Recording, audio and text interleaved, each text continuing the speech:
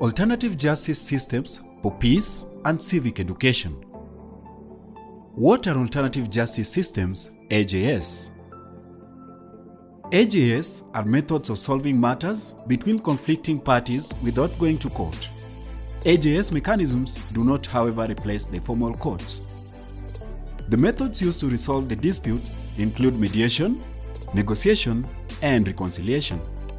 In short, the conflicting parties are brought together to dialogue and agree on the way forward. Examples of AJS mechanisms in Kenya include the Council of Elders, Nyumba Kumi, and the Area Chief Dispute Resolution.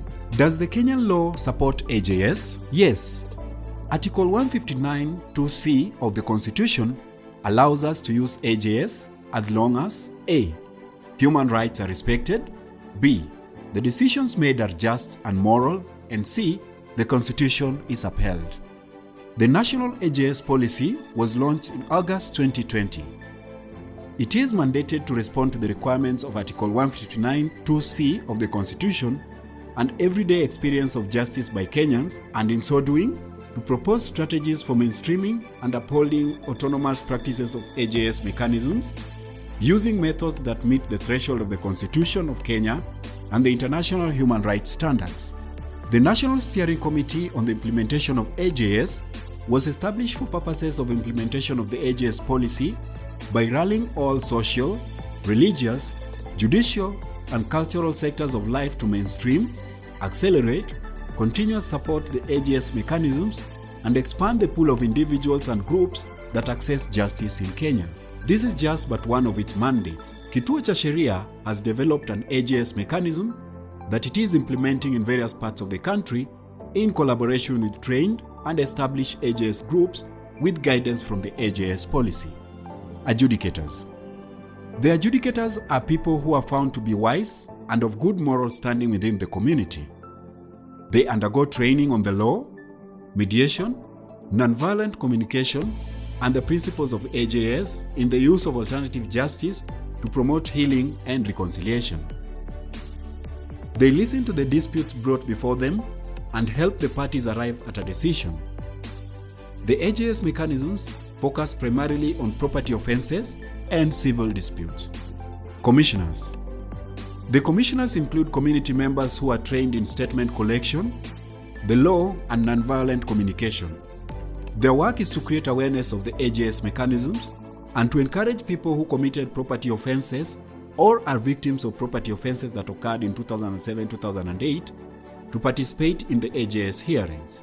Draft bias assessment tool for selecting adjudicators and commissioners. When identifying a commissioner or adjudicator in alternative justice system, an anti-bias assessment is conducted. The following questions are fronted to the adjudicator and commissioner before embarking on the AJS process. To the potential actor, A. Are you a witness in a case? B. Have you been reported as an offender? C. Have you reported yourself as a victim? For example, have you given a statement? D. Has your immediate family member, that is parent, spouse, child, or sibling, been reported as an offender or a victim? And finally, E. Are you a beneficiary of property that was acquired or stolen leading to the dispute? Procedure of AJS hearings. Once the commissioners are selected, they embark on identifying possible cases that can have an AJS hearing. They collect statements from victims, identify the perpetrator, as per the victim's statement, and contact the perpetrator. The commissioner then collects the perpetrator's statement and analyzes it. Both the victim and the perpetrator have to agree to have a hearing conducted. They are also made aware that the role of AJS is not only to help bring justice to the victims, but also to reconcile the parties in order to live in peace together in one community for the benefit of the community. Public or private hearings. It is up to the parties to decide if they want to have the hearing in public or private. Whatever they decide will be respected by the AJS mechanism. However, it is encouraged where possible to hold the hearings in public. This will promote 1. Public accountability. The conflicting parties will be held accountable by the public if they do not implement the decisions made in their case. 2. Public participation. The public will have an opportunity to ask questions and contribute to the decision making. Public participation creates awareness and encourages concerned parties to bring their matters to the AJS mechanism. Finally, 3. Openness and transparency of the hearing process. Time needed to resolve matters. A dispute will be settled faster if both parties cooperate with the Commission, provide all the needed information, and are satisfied with the AJS process. Venue and timings of hearings.